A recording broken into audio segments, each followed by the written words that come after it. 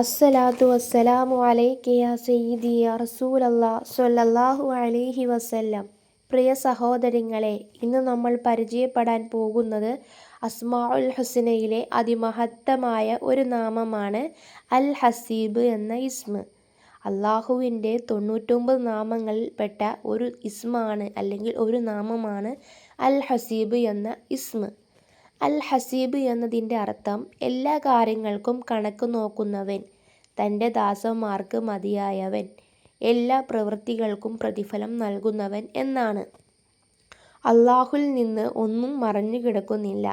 മനുഷ്യൻ ചെയ്യുന്ന ഓരോ പ്രവൃത്തിയും പറയുന്ന ഓരോ വാക്കും മനസ്സിൽ ഒളിപ്പിക്കുന്ന ഓരോ ചിന്തയും അള്ളാഹു കൃത്യമായി തന്നെ അറിയുന്നവനാണ്.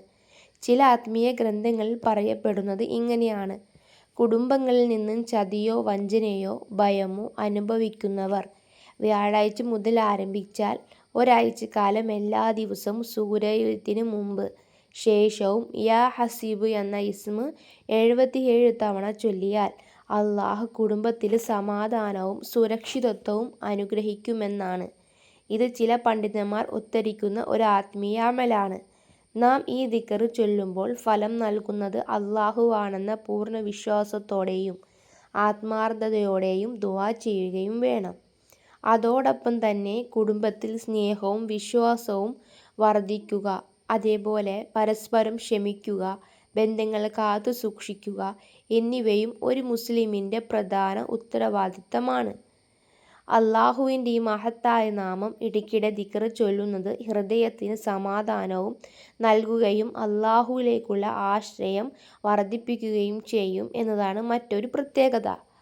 നമ്മുടെ എല്ലാ കാര്യങ്ങളും അള്ളാഹുവിന് സമർപ്പിച്ച് അവനിൽ മാത്രം വിശ്വാസം അർപ്പിച്ച് അള്ളാഹു നമ്മുടെ വീടുകളിൽ സമാധാനവും ഐക്യവും സുരക്ഷിതത്വവും നിറച്ചു തരട്ടെ. എല്ലാവിധ ചിന്തയിൽ നിന്നും പ്രയാസങ്ങളിൽ നിന്നും നമ്മെ കാത്തു രക്ഷിക്കട്ടെ. ആമീൻ യാ റബ്ബൽ ആലമീൻ. ഇൻഷാ അല്ലാഹ് അള്ളാഹു നമ്മുടെ എല്ലാ പ്രയാസങ്ങളും എല്ലാ ബുദ്ധിമുട്ടുകളും എല്ലാത്തിൽ നിന്നും അള്ളാഹു നമ്മളെ കാത്തു രക്ഷിക്കട്ടെ, സംരക്ഷിക്കട്ടെ. മാരകമായ രോഗങ്ങളിൽ നിന്നെല്ലാം അള്ളാഹു നമ്മളെ കാത്തു രക്ഷിക്കട്ടെ.